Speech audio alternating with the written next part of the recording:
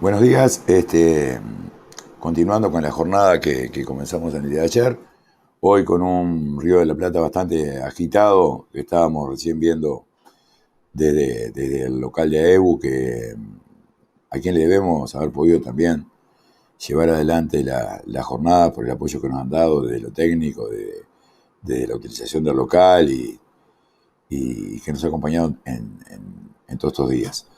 En el día de ayer estuvieron varios integrantes del Demos Universitario, científicos del país, dirigentes sindicales, y avanzando un poco en cuanto a describir esta situación, a poder pensar, analizar la situación que definíamos como compleja e interrelacionada y que va desde el rol del Estado, desde la inserción internacional, los sistemas de compras públicas, la articulación de la ciencia, la tecnología y el trabajo, una situación que tiene como eje el tema de la salud, el poder cumplir con la meta del completo bienestar psicofísico y social y psicológico del ser humano, no parándonos solamente en la ausencia de enfermedad, sino en su complejidad y en su totalidad. En el día de hoy, al comienzo de la mañana, nos acompañaron integrantes de la Cámara de Industria y de la Asociación de Laboratorios Nacionales y del Departamento de Desarrollo Productivo.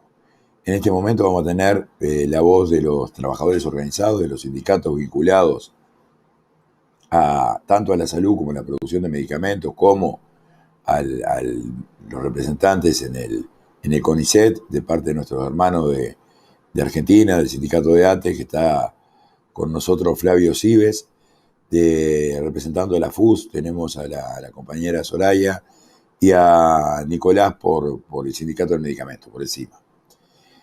Bueno, un poco la idea era introducirlo, pasarle la, la palabra y tratar de pensar en esto que estábamos justamente diciendo.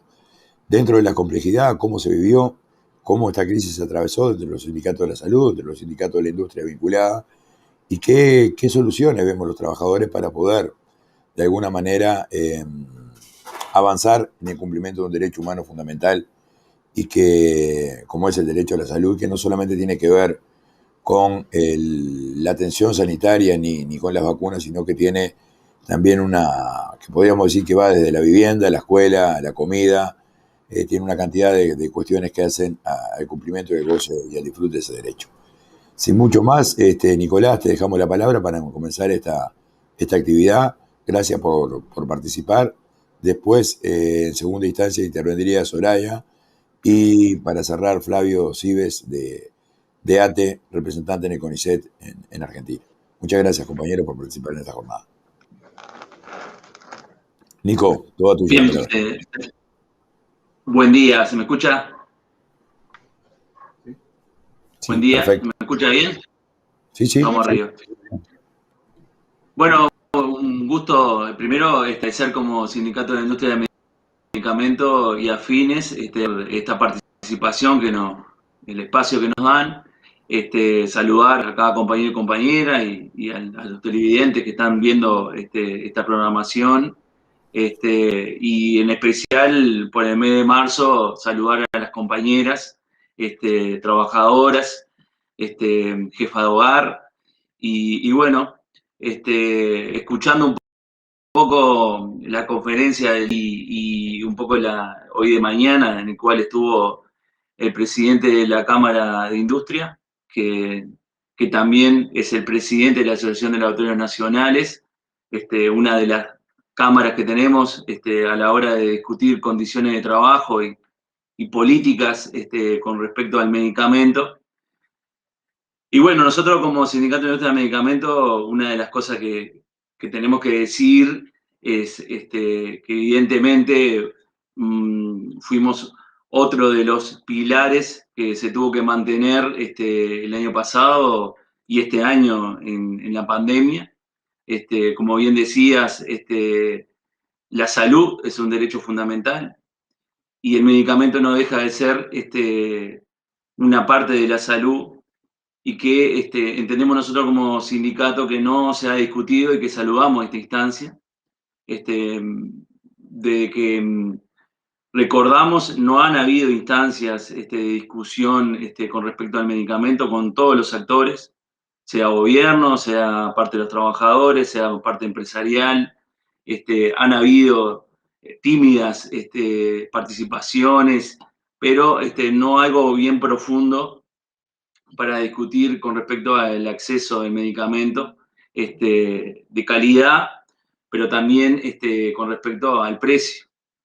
Si bien la salud ha mejorado y han habido pautas de gobierno con respecto a bueno, un sistema integrado de la salud, hay que seguir profundizando este tema. Nosotros como Sindicato de Industria de Medicamentos somos un sindicato que abarcamos toda o prácticamente toda la cadena de medicamentos, desde la elaboración del medicamento, desde la venta del medicamento y desde la logística del medicamento. Y es importante saberlo porque a la hora de discutir condiciones de trabajo, a la hora de discutir reivindicaciones como sindicato, hemos encontrado alguna barrera en el caso de discutir cómo se traslada el medicamento. Nosotros tenemos alguna pelea técnica porque el gobierno entiende que la distribución del medicamento no es parte de la cadena del medicamento. Y bueno, y esa pelea nosotros la venimos dando y bueno, y este espacio también lo queremos decir. Al hablar de medicamento tenemos que hablar de toda la cadena y al hablar de medicamento y de los trabajadores que la integran es hablar también de calidad y bueno, de qué formación tiene cada trabajador y trabajadora a la hora de elaborar el medicamento de todas las formas farmacéuticas. Acá en Uruguay, bien lo decía el presidente de la Cámara de la Asociación de Laboratorios Nacionales, se fabrica casi toda forma farmacéutica. Si bien también hay medicamentos que se traen importados, y ahí corresponde mencionar a la Cámara de Especialidades Farmacéuticas y Afines, que es CEFA, que es la Cámara de las Empresas Multinacionales, que bueno, que también se dedican a los medicamentos generales, pero también traen los medicamentos que es otro tema de discusión, que es los medicamentos de alto costo, que es otra discusión más con respecto a la población y la accesibilidad al medicamento. Pero, sin embargo, hablando un poco de la pandemia y, bueno, el tema de la vacunación, evidentemente que es muy discutible el hecho bueno, de que la población confíe en vacunarse cuando todos sabemos que el estudio de un medicamento lleva mucho más tiempo de lo que llevó en este caso. Si bien, evidentemente, la pandemia había que atacarla de forma inmediata y más allá de la vacuna hay herramientas que todos las sabemos como población y las tenemos ya marcadas, el distanciamiento social, el uso de tapaboca, mantener todas las precauciones con respecto a la higiene, son barreras que la tenemos implementada, pero no alcanza o no es suficiente. Y bueno, la vacuna llegó y nosotros esa discusión no la hemos tenido como sindicato con respecto a las cámaras, es una realidad. Nosotros salimos el año pasado de un conflicto colectivo en el cual discutimos condiciones de trabajo, en el cual logramos llegar a acuerdos, pero tenemos mucho para discutir que está reflejado en el convenio colectivo, temas de salud laboral, tema vacuna y también tema de puestos de trabajo. Para nosotros como sindicato, la industria farmacéutica o la industria de medicamentos no fue afectada como otros sectores de actividad y eso es importante decirlo porque esta convocatoria habla mucho de lo que es la industria nacional y los puestos de trabajo y nosotros siempre apuntamos a eso. Una de las reivindicaciones del sindicato que venimos manteniendo es una bolsa de trabajo para aquellos trabajadores y trabajadoras que quedaron por el camino. Recordar, hace años atrás, en el 2014, cerró una planta farmacéutica de elaboración en Sauce, en Canelones, donde nucleaban alrededor de 178 trabajadores. Muchos de ellos se insertaron en otras plantas, pero quedaron compañeros y compañeras en el camino. También nosotros venimos impulsando a través de INEFOP y lamentamos que el año pasado nos dijeran que cerró la parte de capacitación, y nosotros eso lo queremos seguir impulsando porque habla también de lo que estamos mencionando, de la calidad que necesitamos de los trabajadores y la formación para la elaboración de medicamentos. ¿Se puede elaborar la vacuna acá en Uruguay? Nosotros entendemos que sí se puede elaborar. Hay que buscar el objetivo que tiene el hecho de elaborarla, el objetivo que tiene, bueno, si se crean puestos de trabajo, quiénes van a ocupar esos puestos de trabajo, qué capacitación van a tener. Y eso es un poco lo que nosotros podemos decir como sindicato de la industria del medicamento, saludar esta instancia, y bueno, todos los aportes que han dado y los que van a dar van a sumar para generar una idea de en dónde estamos parados como trabajadores, y también hablando un poco también de eso, de la protección de la industria nacional, que es generadora de puestos de trabajo y que es importante seguir generando en esta pandemia que sabemos que ha golpeado mucho a otros sectores.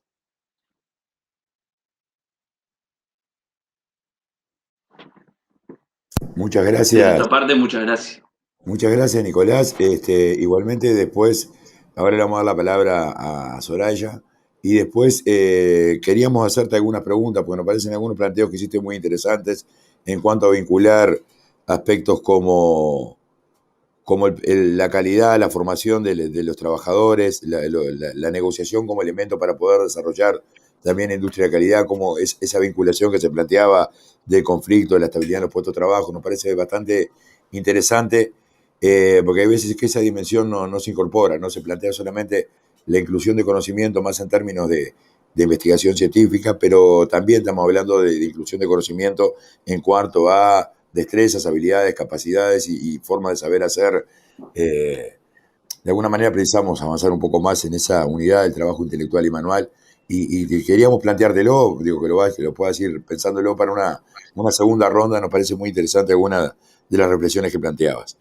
Soraya, te pasamos la palabra a ti en este momento, entonces. ¿Todo bien? ¿Cómo estás? Todo bien. Buenos días a todas y todos. Y bueno, la verdad que estamos en una situación de extrema gravedad a nivel planetario.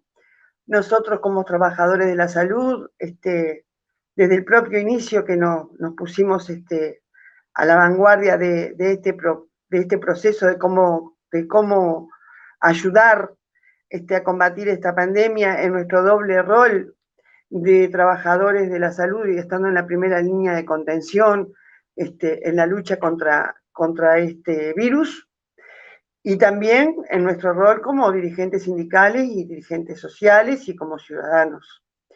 Sin duda que nosotros decimos bueno, que esta es la consecuencia de la agudización de la lucha que tiene el capitalismo en función de que, bueno, sobrevienen estas enfermedades, estos virus, también como consecuencia de la depredación del medio ambiente, y que además queda claramente al desnudo en la medida que transcurre esta pandemia, en algunos aspectos bien sencillos, como es, por ejemplo, la lucha descarnada por hacer y vender una vacuna para el combate de la pandemia, donde las empresas de la farmacéutica se han puesto en una lucha descarnada, poniendo en riesgo la vida de la gente, no en función de la vacuna, sino en función de la venta y la distribución a quienes ostentan los mayores medios económicos, y son los países del primer mundo. Entonces, sin duda, que tenemos una situación compleja, que nosotros parece ligero el decir, bueno, la culpa es del capitalismo, que bueno, que hay que analizarla en profundidad, pero que sin duda estamos convencidos de eso, y que hoy se pretende desde la industria farmacéutica y los países del primer mundo, si se quiere, bueno, poner en tela de juicio, de hecho, a quién se vacuna y a quiénes no, a quién tiene el dinero para comprarla, a quiénes colaboraron con la ciencia, con el mundo científico, quién puso para acceder a esa vacuna, que bueno, que es una herramienta muy importante para combatir esta pandemia que ya atraviesa un año. Una situación para esta primer parte de este siglo, y sin duda la segunda del siglo anterior, es inédita para nosotros, para la humanidad entera. Pero sin duda que nosotros también nos tuvimos que parar a pensar en algunas situaciones concretas que nosotros teníamos pensado que ya las teníamos resueltas, o que por lo menos no se vislumbraba la posibilidad, por ejemplo, de que a nuestro propio sector se perdieran puestos de trabajo. Lo cierto es que cuando nosotros vimos el desarrollo y el impulso que tomó aceleradamente la pandemia, nosotros rápidamente pedimos una reunión en el Ministerio de Salud Pública el día anterior a que se decretara la emergencia sanitaria en este país.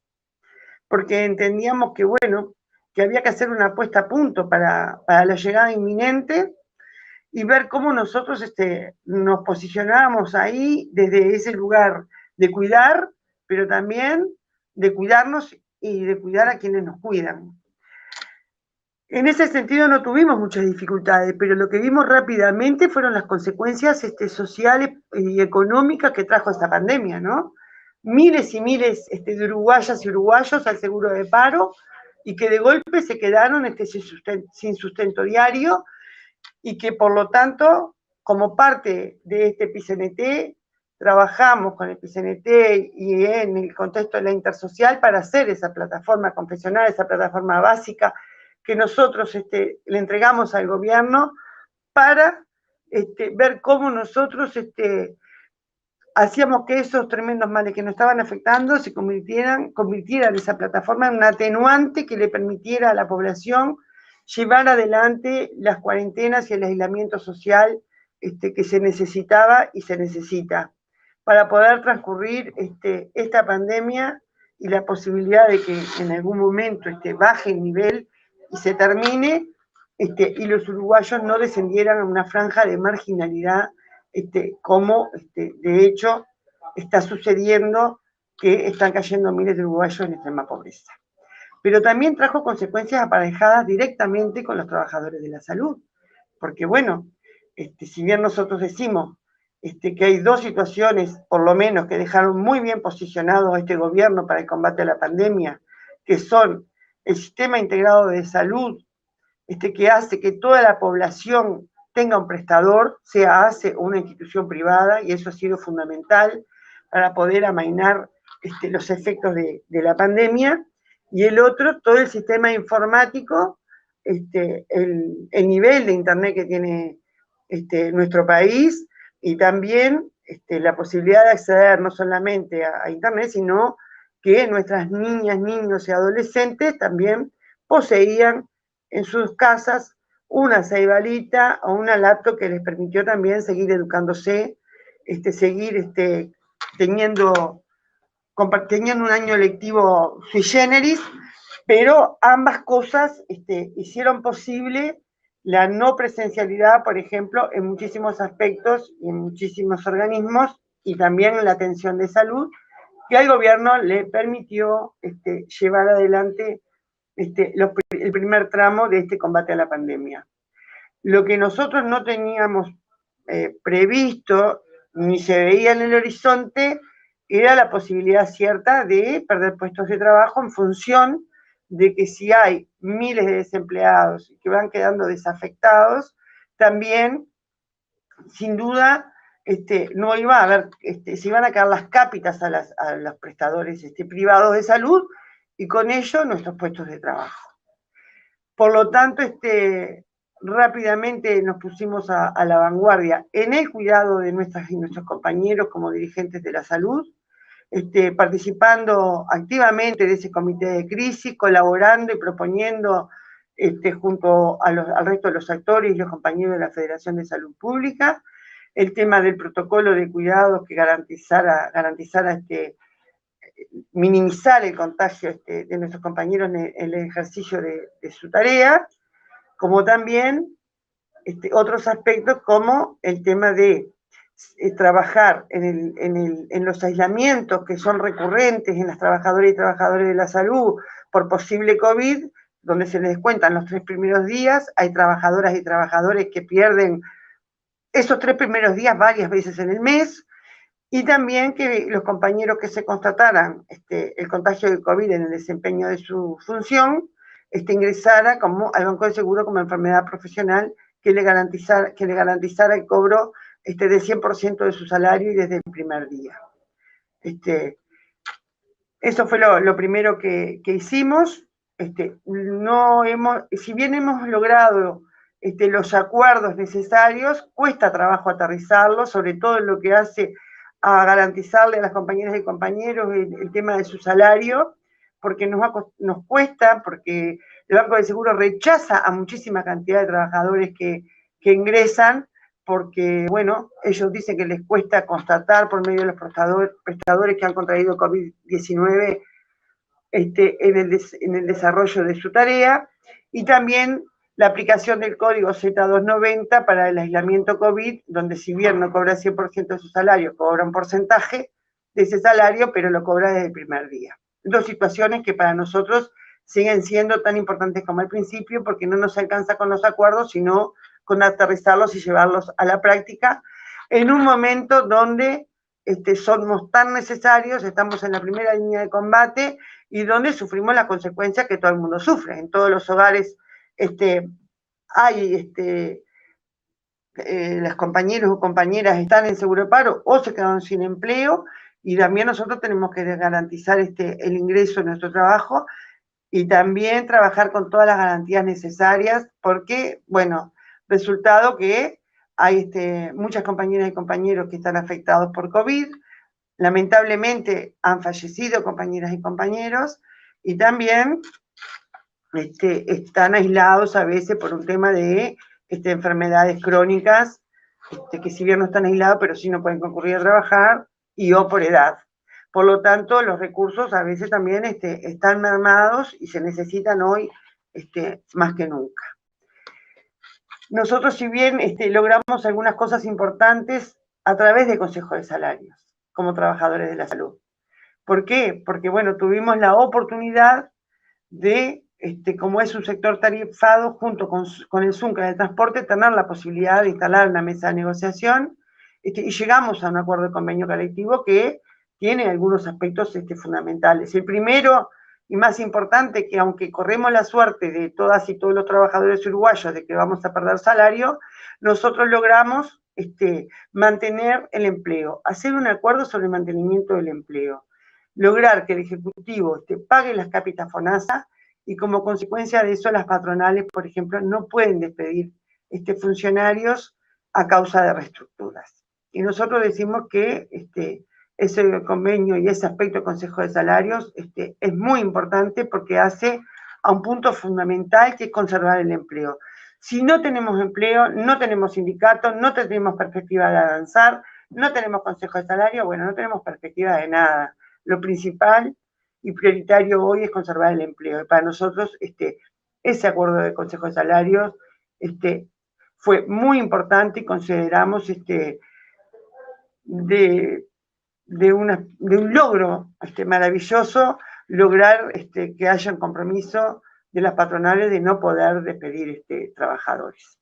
Y un segundo aspecto, porque es un convenio de 2 años, que es tener la posibilidad de recuperación salarial, que creemos que por ahora, de lo que sabemos, solamente lo logró Zunca y nosotros, atados a 2 parámetros diferentes, pero nosotros también decimos que en la situación que hay hoy, política y sobre todo económica y social, es muy importante, porque todos los trabajadores que tuvieron el acuerdo puente tienen que negociar este año en esta situación económica donde la caída del PBI fue mayor a la esperada. va a ser sumamente dificultoso tener recuperación y nosotros, más allá que va atado al parámetro de la cantidad de afiliados, lo logramos. Aspectos fundamentales, lo que hubiera sido un convenio en otro momento, tal vez hubiéramos querido muchas más cosas, en también hubiéramos querido, pero nosotros decimos que en esta realidad fue de una victoria importante, con una lucha atípica también, porque estuvimos 5 meses en esa negociación, atravesando atravesando una pandemia en nuestro doble rol, ¿no? De luchar por nuestros derechos y nuestras reivindicaciones, pero también estando en la primera lucha de batalla en nuestros puestos de trabajo. Entonces, sin duda que esta pandemia y esta situación nos ha traído muchísimos desafíos, los cuales no terminaron. Estamos ahora en esta etapa de vacunación, que bueno, se está desarrollando con todas las contradicciones que tiene, como el propio gobierno, pero bueno, lo importante es que llegó, que hay una buena receptividad, que nosotros decimos que es una herramienta fundamental, como el cuidado y el aislamiento social, como dijo el compañero, el uso de tapabocas, de no compartir el mate, de la higiene de manos en forma permanente, de no reunirnos en lugares cerrados. Bueno, todos son herramientas que tienen que colaborar para salvaguardar esta situación sanitaria, y que bueno, que esperamos que en algún momento se logre el porcentaje de vacunación, que lleguen todas las vacunas necesarias y que se alcance el porcentaje de vacunación necesario para obtener la inmunidad de rebaño. Nos esperan, por lo tanto, meses, no sabemos cuándo, nadie se anima a decir cuándo va a suceder esto, por lo tanto, nuestros desafíos deben seguir siendo los que teníamos antes de la pandemia y los que tuvimos a partir de la pandemia y los que tenemos hoy, que sin duda esta pandemia ha asignado de forma diferente toda nuestra metodología, todas nuestras actividades en función de la imposibilidad de hacer grandes movilizaciones de masa, grandes concentraciones de gente, pero que de cualquier manera nosotros nos hemos dado el ingenio y la forma de seguir luchando por nuestras reivindicaciones, sorteando esos obstáculos, no por desconocerlos, sino por encontrar con creatividad e ingenio otras formas que nos posicionen en la opinión pública y conozcan nuestras dificultades y nuestras situaciones. Y creemos que esto va a ser así por un tiempo muy importante. Ojalá que no pase del primer semestre del año que viene, pero son todos deseos, porque científicamente no hay nada que todavía nos diga esto se termina en tal fecha. Pero sin duda, como movimiento sindical, la FUS como parte de este movimiento sindical, tenemos enormes desafíos, los que teníamos y los próximos, porque decimos, hoy estamos, por ejemplo, en plena campaña de recolección de firmas, porque lo cierto es que el gobierno no ha sido sensible con esta situación pandémica, con esta situación de emergencia sanitaria, no solamente al no proponer alternativas claras a la propuesta que hizo el PCNT, para bueno, paliar de alguna manera los efectos económicos, sino tampoco tuvo ninguna sensibilidad para poner de lado algunos de sus objetivos, como era la ley de urgente consideración, siguió adelante con ella, tenía la mayoría parlamentaria, no tuvimos la posibilidad de hacer grandes movilizaciones de masa para intentar demostrar junto a todo el campo popular nuestra posición, y bueno, hoy estamos en este desafío tan importante de recolectar 700.000 firmas para poder llegar a un plebiscito y derogar 135 artículos de ella, que son los más antipopulares y los que más golpean a todos los sectores populares. Y seguramente seguiremos con los restos de los desafíos, como es enfrentarnos a la ronda de consejos de salarios de todas nuestras hermanas y hermanos trabajadores uruguayos, como la rendición de cuentas. Así que, por lo tanto, la vida no se detiene, nosotros tenemos que seguir adelante con esta lucha, encontrando las formas que expongan menos a toda la población, a nosotros mismos, que cuidemos a toda la comunidad, pero sin duda tenemos que encontrar la forma de seguir batallando para poder seguir resistiendo y avanzando en esta situación concreta que nos encontramos hoy, de pandemia y de gobierno claramente neoliberal, con políticas claramente neoliberales, como ya sabíamos que iba a suceder.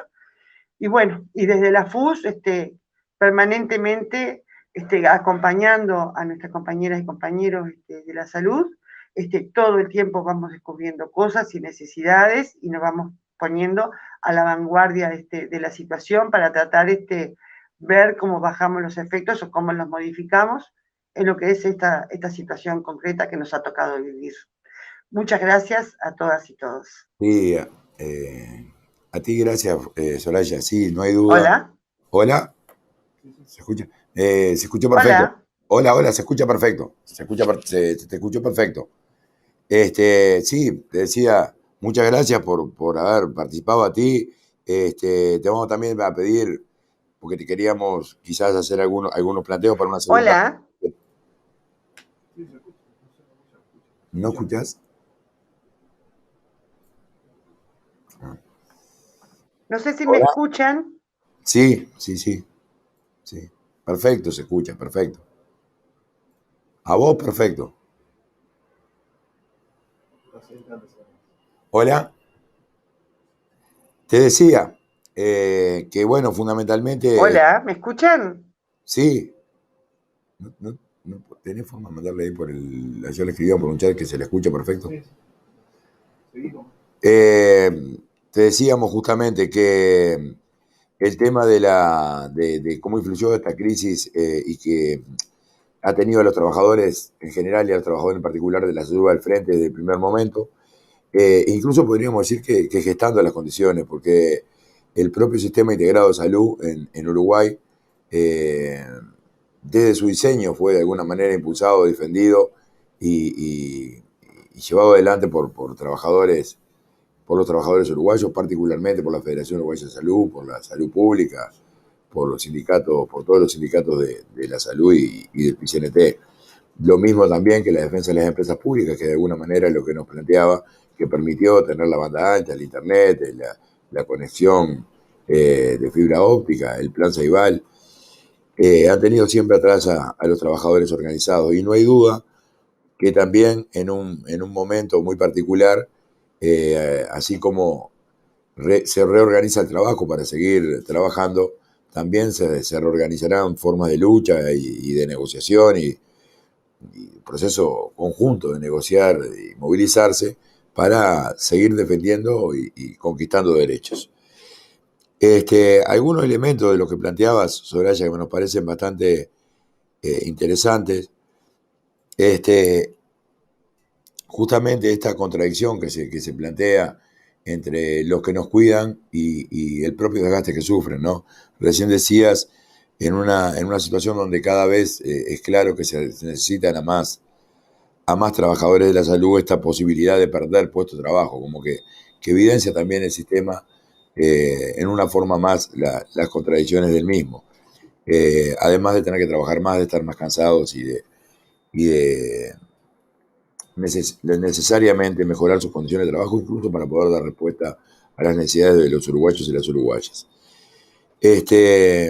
Y por otra parte también la revalorización que han tenido ciertos trabajos en nuestro país, vinculados, muchas veces invisibilizados, ¿no? Vinculados a los cuidados, a la atención a la gente, que en estas condiciones han adquirido una relevancia fundamental a la hora de mantener el tejido social y mantener la convivencia entre la gente. Por último, teníamos hoy invitado a Flavio, que está en este momento esperando para poder participar. Compañero es de Argentina, del Sindicato de Trabajadores del Estado, y representante en el CONICET, que viene a ser como el CONICIT nuestro. Y bueno, un poco que nos cuente las dos experiencias, cómo los trabajadores han enfrentado esta pandemia desde el Estado, de los trabajadores públicos, y también desde su rol en el CONICET, en lo que tiene que ver con el impulso a la investigación, al desarrollo del conocimiento nacional y a la posibilidad de desarrollo autónomo e independiente necesario para nuestro país. Flavio, te pasamos la palabra. Muchas gracias por participar. ¿Qué tal? Buen día Sí. a todos. Primero, muchísimas gracias al PIT-CNT por la invitación.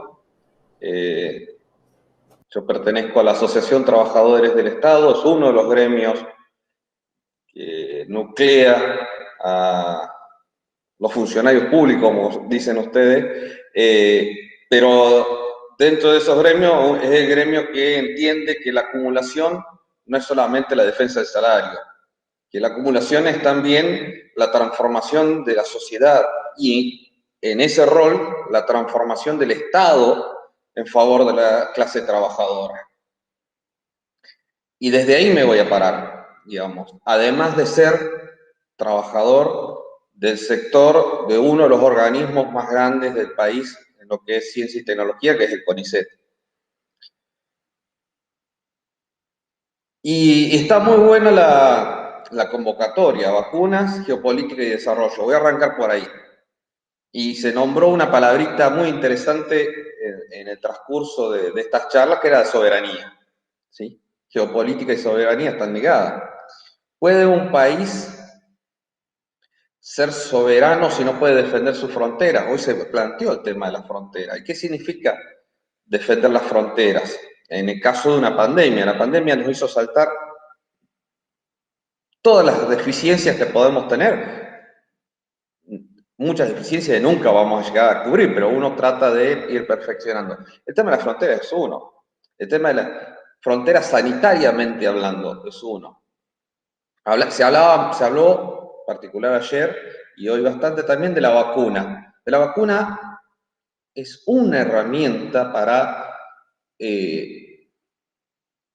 tener una salud pública en buen estado, digamos, para de alguna manera pelear contra una determinada enfermedad.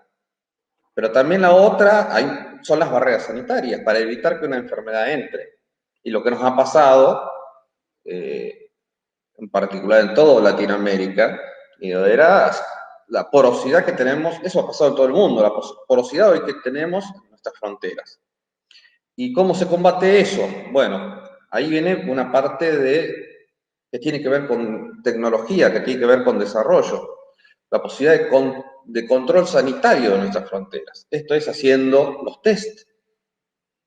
En Argentina, al inicio de todo esto, había una sola institución, el ANLIS, con unos pocos trabajadores precarizados además, cobrando sueldos bastante bajos para lo que es el Estado Nacional, que eran capaces de realizar los famosos PCR y la detección del virus.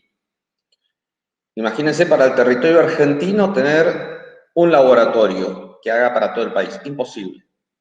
Bueno, la ardua tarea que se dio fue de poder replicar esa capacidad a partir de lo que ya se tenía con profesionales y con equipamientos en todo el mundo, en todo el país, en todo el ancho y largo del territorio.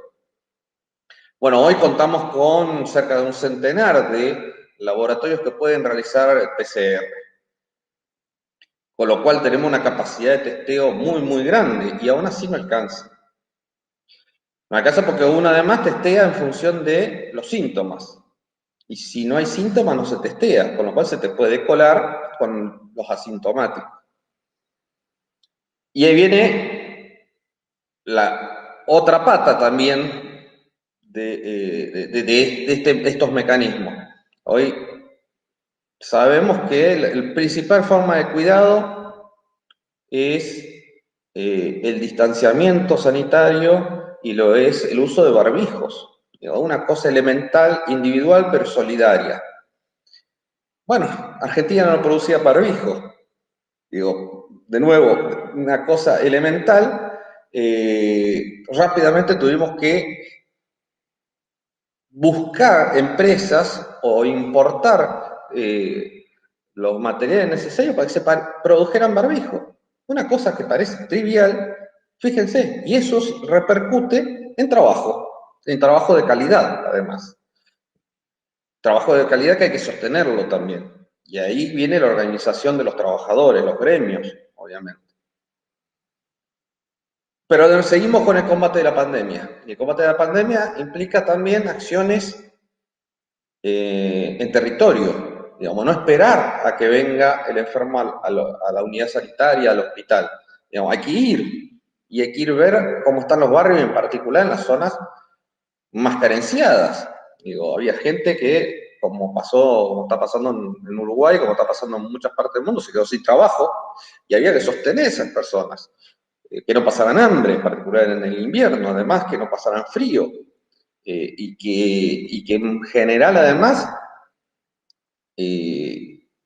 habitan en casas o hogares muy precarios, donde las condiciones de ventilación son sumamente deficientes, lo que obviamente es un factor a favor de la propagación de esta enfermedad.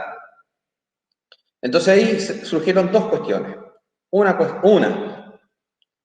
la generación de las brigadas de voluntarios, brigadas sanitarias, a partir de trabajadores del sistema científico y de estudiantes, por ejemplo, la Facultad de Ciencias Exactas, la Facultad de Naturales, de Medicina, de Odontología, facultades que a veces estaban vinculadas con la cuestión sanitaria, pero a veces no, poniéndose al frente de la lucha, yendo a ver dónde, a buscar lo que se llamó acá el plan detectar, ir a ver a las personas, a tratar de identificar posibles casos. Y para eso, por ejemplo, yo pertenezco a una de esas brigadas y de acá de la Facultad de Ciencias Exactas de La Plata, y lo que se desarrolló un muy simple programita con posicionamiento satelital que usábamos desde nuestro celular. Y entonces el relevamiento lo hacíamos con celular, sin tener que andar anotando cosas raras, y ya identificábamos una casa hasta posicionada satelitalmente para que si había que atender, supiera la ambulancia dónde tiene que ir, o supiera el Ministerio de Desarrollo a dónde llevarle alimento, o supiera los organismos pertinentes qué labor tienen que hacer para sostener a esa familia. Eso lo hizo de nuevo el sistema científico-tecnológico que tenemos. Pero eso lo hizo también trabajadores conscientes de que podían aportar. Y ahí viene la discusión. Digamos. Y las otras cosas que fueron surgiendo desarrollos de nuevos barbijos, fueron surgiendo desarrollos de diferentes test de antígenos y anticuerpos, sean cromatográficos o sean por método ELISA, desarrollos tecnológicos que tienen que ver con la posibilidad de darle la pelea a esta pandemia, pero ya nos posicionan tecnológicamente en otro plano para futuras pandemias, pero también para las enfermedades que normalmente teníamos. Y eso además ha habilitado que pequeñas industrias generen cosas que antes no estaban generando. Ese es desarrollo. Ahora, hoy mencionaban el caso de una fábrica argentina que en convenio con AstraZeneca está produciendo el principio activo de la vacuna de AstraZeneca. Y ahora no podemos fabricar la vacuna entera. Cuando uno dice la vacuna entera, ¿qué es? Bueno, tenemos el principio activo, pero eso hay que fraccionarlo y hay que llevarlo en viales y agregarle aguja y agregarle jeringa. Se tenían que mandar a México para hacer eso. Y ahí perdemos control, a tal punto que sabemos hoy, lo declaró Sigman, el presidente de esa empresa, que varios millones de las vacunas que deberían haber sido redirigidas a Argentina y a otros países de Latinoamérica están hoy en Estados Unidos. Entonces ahí perdimos soberanía. O ahí se muestra la débil soberanía política que uno tiene como Estado. ¿Qué está pasando hoy hablando de soberanía, con la Soberana, la vacuna de Cuba? No tiene agujas, no tiene jeringas. Y está viendo cómo puede fabricar las 100 millones de unidades que es capaz de hacer, pero que a la vez hay que inocularlas. Porque el proceso de la vacuna es un proceso que no se queda solamente en principio activo. Y entonces desarrollar material quirúrgico, material sanitario, como es una agujita, que tiene un acero muy particular, que tiene un diámetro muy particular, que tiene una longitud muy particular, una vacuna que tiene que ser estéril, fabricada en forma industrial de una escala muy, muy grande, resulta que la importamos de, no sé, Pakistán, de Vietnam, de otros lados. No la tenemos. Y entonces tenemos trunca una posibilidad de desarrollo autóctono. Y eso quizás, hoy se hablaba de las cuestiones de escala. El Mercosur es una cuestión de escala que jamás explotamos. Si el Instituto Pasteur, la Universidad de la República de Uruguay, con el CONICET, con las universidades, tienen una interacción muy fuerte.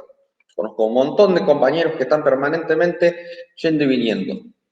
Tranquilamente podríamos tener lo mismo en una cuestión industrial, desarrollarnos, Argentina, Brasil, Uruguay, Paraguay, todo el Mercosur, cada uno como al estilo europeo, cada uno hace una parte, pero tener el todo y poder ser soberanos. Poder no depender, por ejemplo, de que Pfizer quiso venderle a Argentina sus vacunas, pero como Pfizer tiene como accionistas a los fondos buitres, le exigían a Argentina no solamente un determinado valor por cada vacuna, sino que pusiera como garantía bienes del Estado, las embajadas, exportaciones, un montón de cosas que afortunadamente este gobierno dijo que no, pero que nos querían poner de rodillas. Y ahí se nota la geopolítica, porque no querían vender solamente la vacuna, querían asegurarse que Argentina no pudiera levantar cabeza, más allá de los errores que nosotros permanentemente cometemos. Entonces, ahí hay mucho por hacer. Y en el sistema científico,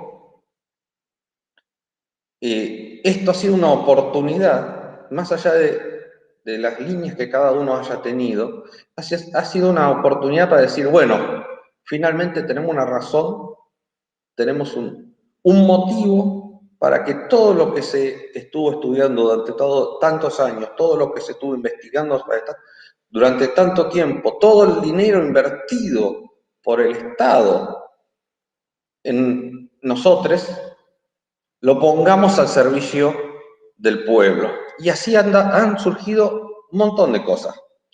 Les cuento una anécdota solo de ejemplo. Yo trabajo, de hecho en este momento estoy, en el Instituto de Física La Plata. Ustedes dirán, ¿qué puede aportar un instituto de física, unos físicos, a un tema sanitario? Bueno, acá se desarrolló un método con nanopartículas magnéticas para extracción del ARN del virus y poder agilizar todo el procedimiento que lleva a la detección vía PCR y además volverlo más barato, con menos error. Fíjense, y eso fue un conocimiento acumulado en un montón de gente que en algún momento se prende a la lamparita y dice, bueno, podemos aportar en esto. No es solamente la cuestión de desarrollo de la vacuna, que ya de por sí es muy importante, la del principio activo, sino todo aquel desarrollo que esté vinculado a esta crisis sanitaria tendrá consecuencias a posteriori, porque va a generar empleo.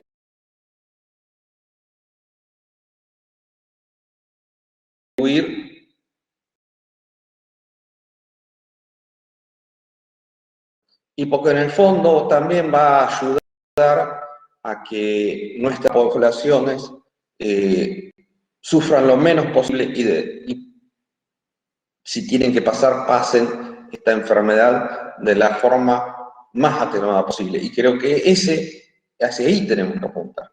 Y creo que es fundamental no perder de vista la cuestión de desarrollo, unida con la cuestión de sanidad, pero también unida con la cuestión geopolítica. No es una cuestión solamente de comprar o no comprar una determinada vacuna, es todo lo que hay por detrás de comprar esa vacuna y todo lo que hay por detrás de el combatir una determinada enfermedad desde un punto de vista de clase, desde un punto de vista de trabajadores, porque al fin y al cabo, como individuos, mucho no podemos hacer, pero como colectivo organizado sí es mucho lo que podemos hacer y que podemos de alguna manera siempre, aún en estas crisis, seguir pensando que podemos construir una sociedad mejor. Y eso creo que esto ha sido un aprendizaje para todos. El hecho de la solidaridad a la hora de cuidarse, el usar el barbijo es una forma de cuidado solidario, esto nos va a cambiar socialmente. Y ojalá aprendamos de todo esto y aprendamos de que esa paranoia de la vacuna trae un chip y qué sé yo, que nos van a controlar los soviéticos que ya no existen, no va, porque tenemos que seguir pensando en qué podemos aportar nosotros desde el sistema científico, pero nosotros como trabajadores del Estado, trabajadores públicos, para el bien de nuestros países. Gracias.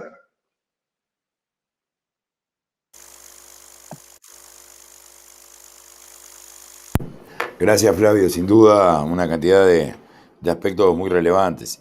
De alguna manera es casi obligatorio tener que empezar a pensar en términos de patria grande, ¿no? De América Latina unida, Mercosur, pero incluso más extra Mercosur, pensando desde Río Bravo hasta Ushuaia, por lo menos, ¿no? Porque evidentemente estamos signados por nuestra historia, la división, las competencias entre muchas veces entre las burguesías nacionales, en vez de ser capaces de construir pensamiento más regional, más global, y en un mundo claramente que se mueve como multiestado, como forma de bloque, seguir desde las particularidades nacionales tratándose de parar en este escenario es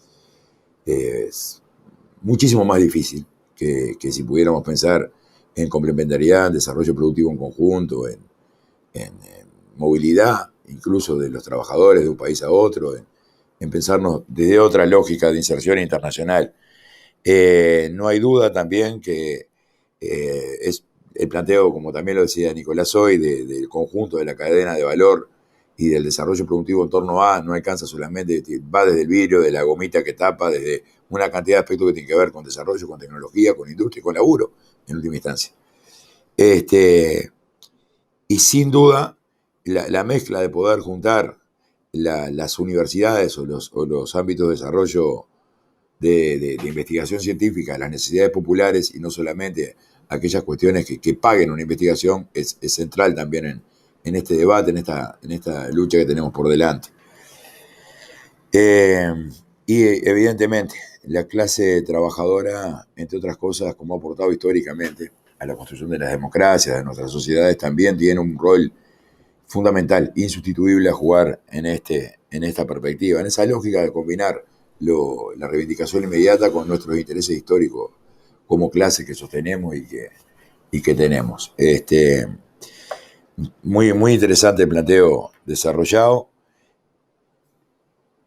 Y ayer veíamos, ¿no? También que había los compañeros que estuvieron más vinculados al término de geopolítica. Estuvo una compañera argentina de Venezuela y de la Universidad de La Baña.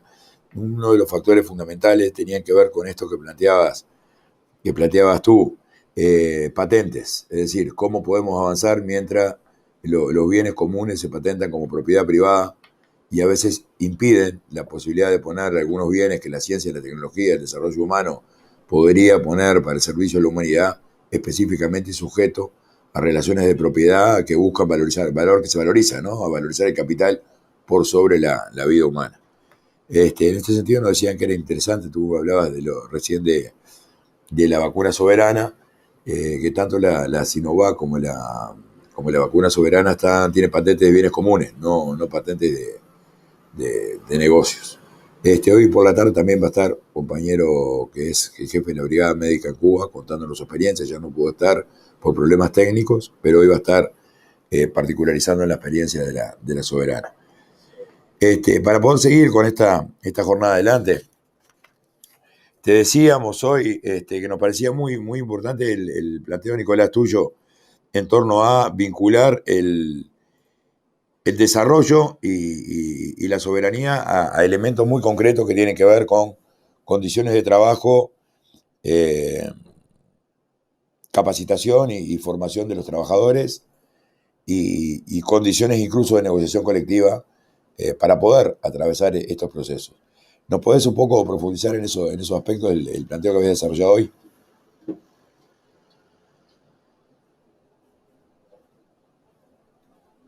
¿Se Sí, escucha?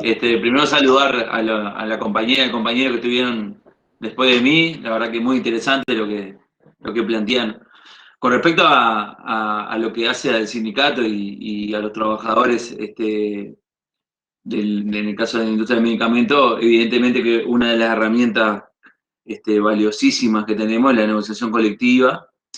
Y la negociación colectiva, fruto a la lucha de los trabajadores, generó el año pasado un convenio colectivo, que dicho sea de paso, a diferencia de lo que planteaba la compañera de la FUS, la industria del medicamento no estuvo exenta de la negociación, sino que estábamos dentro del acta que se firmó a nivel de Consejo Superior Tripartito y que eso nos generó más dificultad a la hora de despegarse, en el buen sentido de la palabra, y de negociar puramente y discutir la raíz de la industria del medicamento, cómo está parada hoy y cómo los trabajadores reivindicamos ciertas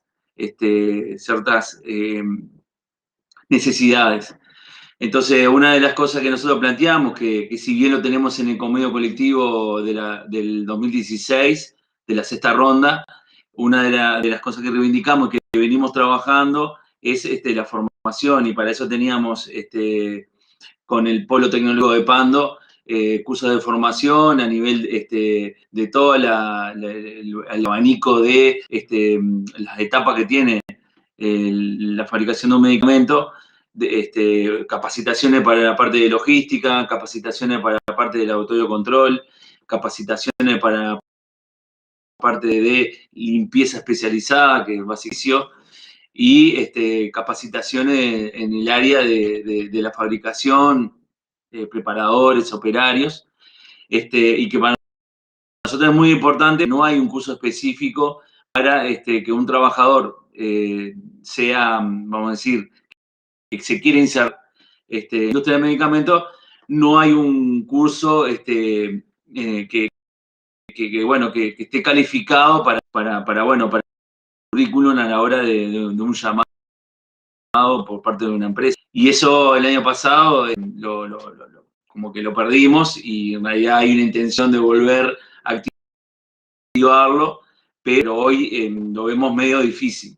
Y eso hace también al desarrollo de un medicamento y la calidad del medicamento, porque si bien lo que regula acá en Uruguay a través del Ministerio de Salud Pública, que es el ente regulador para la fabricación de medicamentos, exige ciertas pautas, como son las buenas prácticas de manufactura, llamada GMP, y que tiene que haber una capacitación continua, y lo hacen las empresas del sector, capacitar una vez al año en la norma de GMP, en la vida de los hechos, eso no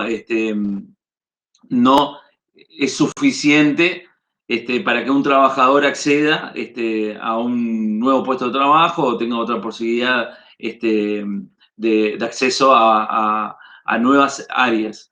Eso, lo que tenemos en la industria del medicamento es la experiencia y la oportunidad el día a día. O sea, si la empresa te accede a darte una oportunidad de capacitación, pero porque es iniciativa de la empresa, es la única manera que tiene el trabajador de acceder. Y también para nosotros el tema de INEFOP es importante, porque también generás una lista de trabajadores y trabajadoras con cierta formación que el día de mañana, a la hora de la apertura del puesto de trabajo, no deja de ser una característica más para acceder a un puesto de trabajo. Entonces, un poco por ahí es lo que nosotros estamos reivindicando y estamos tratando de seguir puliendo ese tema.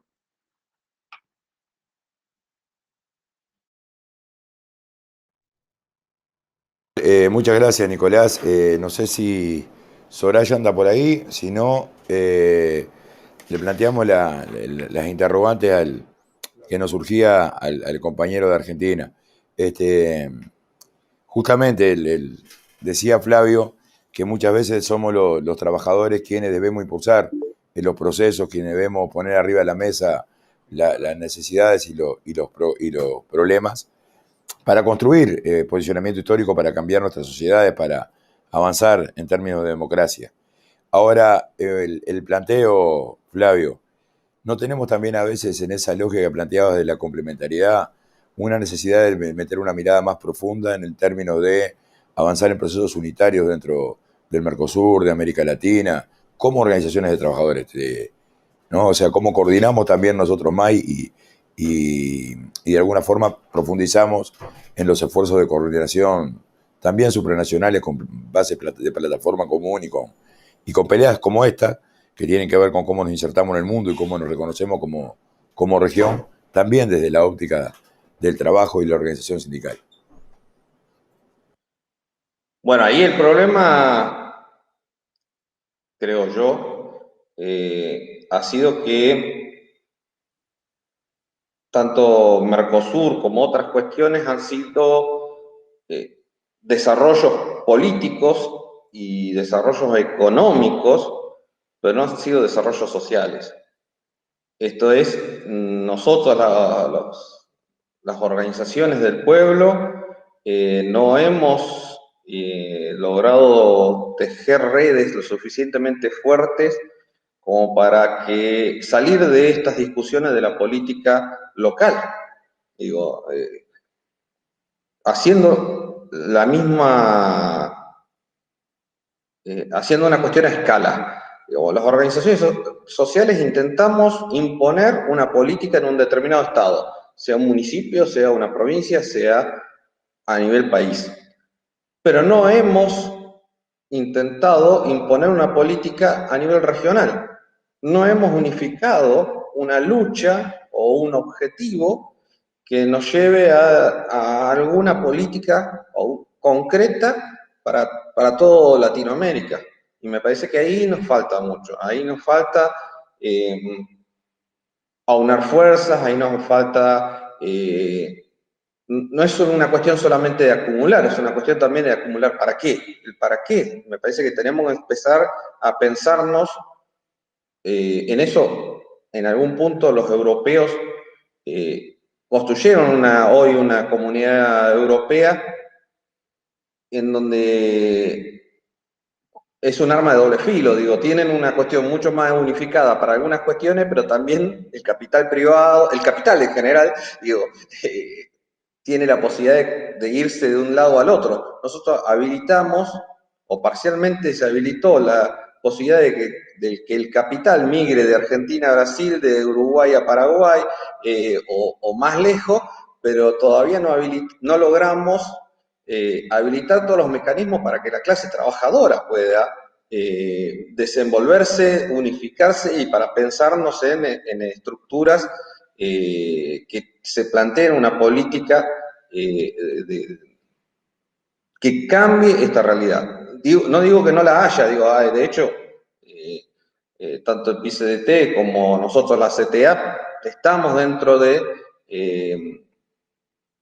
los organismos latinoamericanos de trabajadores, pero nos falta una política unificada, nos falta una pelea unificada.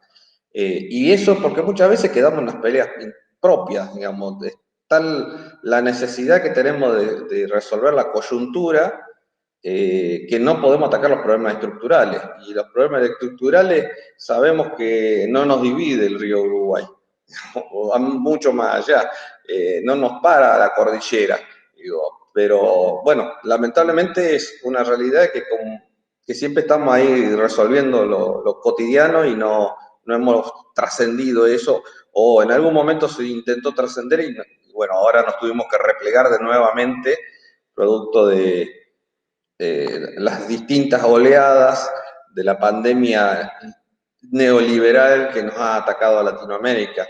En los 70 con las dictaduras, en los 90 y ahora en estos últimos años en todo el continente. Entonces, eso también nos impide poder proyectarnos más lejos cuando estamos a veces replegados o a veces tratando de fortalecer una situación para que no vengan y no la volteen. Sin duda. Sin duda. Capaz que en este plano, esto que nos planteabas, por ejemplo, de los problemas que hay a la hora de fabricar una vacuna, que hay que tener la aguja, que hay que tener todo, que implicaría un desarrollo del conjunto de la cadena y también un marco mucho más de regionalización, nos sirven como elementos concretos, más allá del programa general, como elemento concreto del cual decir, bueno, esto podemos impulsarlo, esto podemos, juntando un poco esa lógica de reivindicación general y programa mínimo. Pero nos parece que son caminos que estamos necesariamente obligados a recorrer una mayor lucha de conjunto entre los trabajadores de América Latina.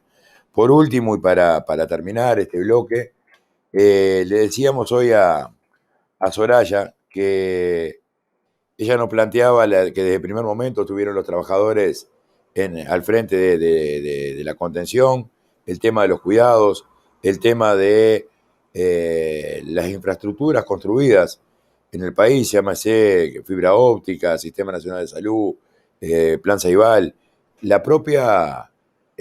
aumento tanto en educación como en ciencia y tecnología, en términos presupuestales, de alguna manera sirvieron también como contención y como forma de permitir mantener determinados, que la crisis no fuera más dura, que la pandemia no comprara más y que los impactos socioeconómicos de esa pandemia no fueran aún más duros que lo que estamos viviendo.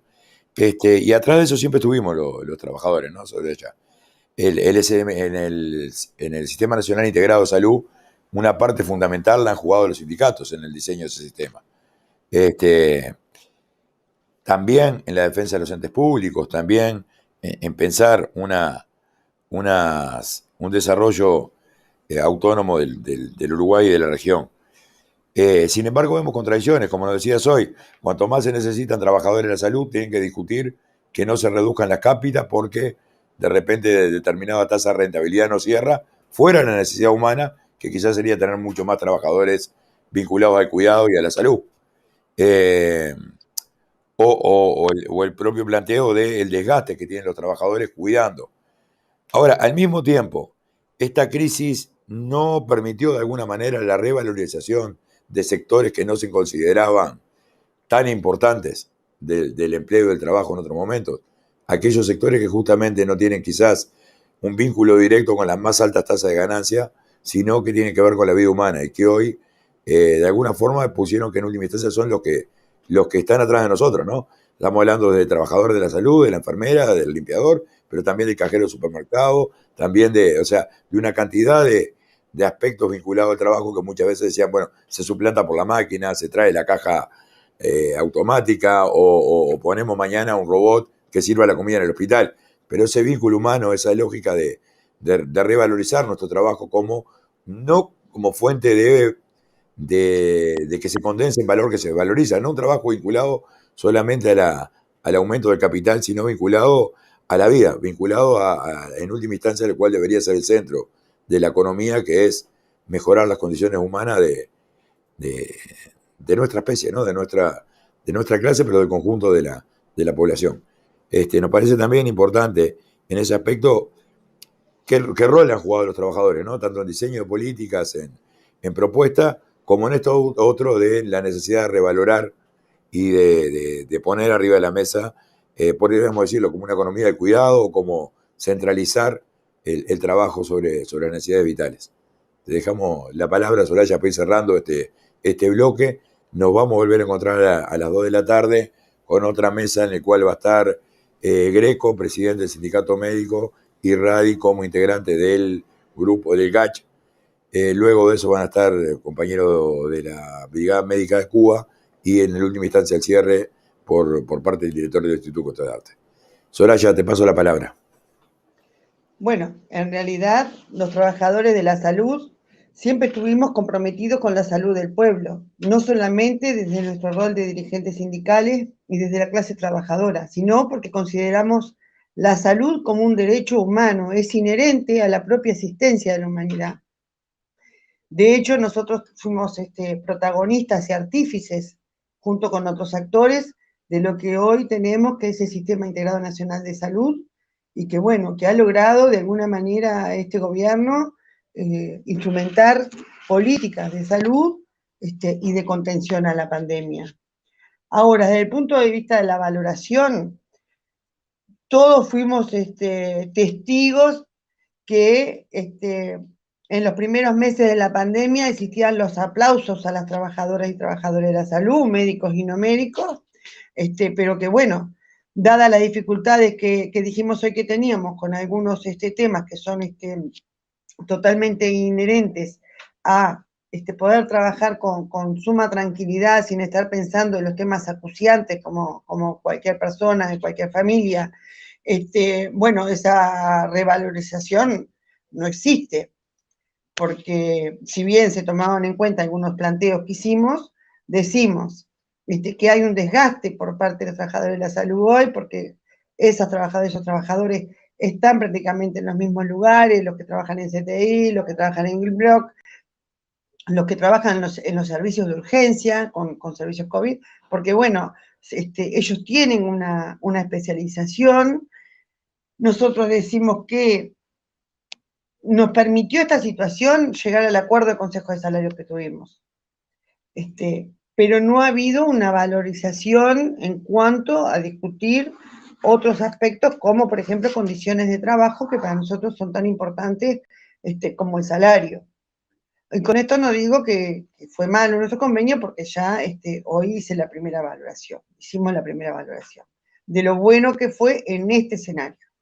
Pero no se traduce la palabra valorización o revalorización de la salud de sus trabajadores, de su equipo, después a la hora de tomar determinadas políticas. De hecho, estamos diciendo la dificultad que tenemos para que aterricen y se instrumenten correctamente 2 acuerdos alcanzados que hacen al salario de los trabajadores y a las garantías para su familia. Como es el tema de la ley de Banco de Seguro del Estado y el tema de BPS de Código Z290. De hecho, y de cualquier manera, nosotros seguiremos tratando de avanzar en este Sistema Integrado Nacional de Salud, porque nos interesa y siempre lo hacemos, renovamos permanentemente nuestro compromiso con la salud del pueblo uruguayo en esta consideración de la salud como un derecho humano, sin discusión, más allá de que se utiliza desde un punto de vista absolutamente mercantilista, y que además hay otros aspectos que tampoco se dejaron decir. Fueron 1.000 trabajadores al seguro de paro cuando se inició la pandemia. Esto no es una suma desechable para estar atravesando una emergencia sanitaria, nada más ni nada menos. Tuvimos muchos frentes para discutir, pelear y avanzar, para garantizar el trabajo de nuestras afiliadas y nuestros afiliados, y desde el punto de vista de la conciliación de clase, como nosotros garantizamos. Y sin embargo, tenemos que decir que este gobierno de alguna manera corrió con ventajas. Este gobierno y todo Sudamérica, ¿no? Porque mientras nosotros acá, en el hemisferio sur, veíamos lo que sucedía en el hemisferio norte y todo Asia, acá se pensaba que no iba a llegar. Después llegó y llegó sin la misma fuerza. Pero todo ese tiempo de que llegó y que se mantuvo muy a raya la pandemia por todos estos factores que se enumeraron acá, no se utilizaron para ingresar más trabajadoras y trabajadores de los equipos de salud concernientes de la primera línea de atención a COVID, no se desarrollaron, no se utilizaron para formar y capacitar personal en las áreas específicas, porque hay dificultades cuando surge un brote de COVID en un CTI, porque no es tan fácil reemplazar a los trabajadores en un bloque quirúrgico, en una emergencia. Y bueno, todo ese tiempo se desaprovechó, a nuestro humilde entender, porque debería haber servido la experiencia del hemisferio norte de la segunda ola cuando terminó el verano, para que nosotros estuviéramos preparados para que esta situación que tenemos hoy no hubiera alcanzado un punto tan álgido como hemos alcanzado. Pero de cualquier manera, nosotros seguiremos trabajando para que este Sistema Integrado Nacional de Salud se profundice y avance en este compromiso con la población y en este contexto para trabajar y avanzar, no solamente lo podremos hacer solo desde la FUS. Lo haremos como FUS, con todos los actores sociales del campo popular, de las representaciones democráticas que tiene este Sistema Integrado Nacional de Salud, para poder profundizarlo, porque también es cierto que si bien fue de un gran avance y nos ha permitido a nosotros, por lo menos en los primeros tiempos, mantener muy a raya al avance de esta pandemia, también demostró sus debilidades, ¿verdad? También demostró sus debilidades. Por ejemplo, cuando decimos que si bajan las cápitas FONASA, se corre el riesgo de que bajen los afiliados FONASA. Eso quiere decir que las instituciones tengan menos cantidad de usuarios, pero que a su vez se traduzca en un aumento de usuarios para ACE, que hoy no tiene una infraestructura adecuada para sostenerla si la mitad de los usuarios fonasiados de los prestadores privados se fueran todos para ACE. Entonces, causa un impacto importante, son parte de las debilidades, pero también que todas tienen alternativas de solución en tanto y en cuanto haya voluntad política de todas las partes para ir avanzándolas y resolviéndolas.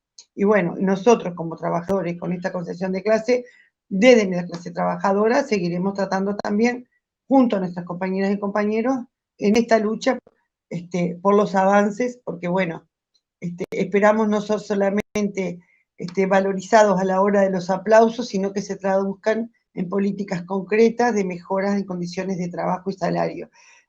Porque hoy decimos, el papel concreto que tenemos en esta emergencia sanitaria, en esta pandemia, con sueldos, la verdad, que son muy bajos, que no son muy bajos desde hoy, que son muy bajos desde hace añares, y que nosotros en esta última administración de 15 años del gobierno de Frente Amplio logramos recuperar el salario y tener crecimiento salarial, pero aún así estamos lejos de un salario acorde a la tarea y al rol que tiene en la sociedad el equipo de salud. Hoy una enfermera, una licenciada, tiene un salario de 28.000 pesos. Una licenciada, es decir, una profesional universitaria, que tiene a su vez auxiliares de enfermería dependiendo de ellas en la atención directa al paciente. Por lo tanto, queda mucho camino por recorrer, y no solamente en lo salarial, también en condiciones de trabajo. Sin duda que es así. Muchas gracias. No, gracias a ti, muy clara tu intervención. De alguna manera ayer, desde otra perspectiva, también nos planteaban lo mismo, que la necesidad por ejemplo, que el reconocimiento a la ciencia nacional, a los científicos nacionales, también se transformara en presupuesto y apoyo a la ciencia y no recortes y necesidad de bibliografía y una cantidad de cosas para poder, de alguna manera, la misma óptica, que los aplausos también se transformen en hechos de realmente mejores condiciones de trabajo, mejores condiciones salariales, más disponibilidad de personal, menos cantidad, disminuir la necesidad del multiempleo para llegar a los niveles de agotamiento que a veces llegan los trabajadores, una cantidad de cuestiones que tienen que ver con las condiciones concretas y no solamente con una aspiración de deseos. Gracias a los tres compañeros, a Flavio, a Soraya y a Nicolás, por haber participado. Nos parecía fundamental que los trabajadores que hemos impulsado esta jornada también para poder generar una propuesta en torno a estos temas que tenemos planteados. En ese sentido tenemos apoyo también de la Universidad de la República en toda esta jornada, particularmente también en la elaboración de las relatorías y de poder transformar esto después mañana en un informe, en una propuesta. Nos parecía también que el rol de los trabajadores organizados, de los sindicatos, era fundamental, y de los actores productivos. Por eso hoy un poco también la jornada tuvo que ver con los planteos del empresariado y los planteos de los trabajadores organizados. A las 2 nos volvemos a encontrar, compañeros, van a estar en esa mesa que tiene que ver con la experiencia nacional, el presidente del SMU, Greco, y Rafael Radi, presidente del GACH, contándonos un poco de la experiencia y la perspectiva, ¿no? Ayer hubieron determinadas medidas, bueno, que valorizan, cómo las ven, son suficientes, no alcanzan, es necesario profundizarlas. Eso quizás esté también en debate cuando hablemos de la presentación de las experiencias nacionales. Muchas gracias y nos vemos a las 2 de la tarde. Un gusto, compa, haber estado con ustedes.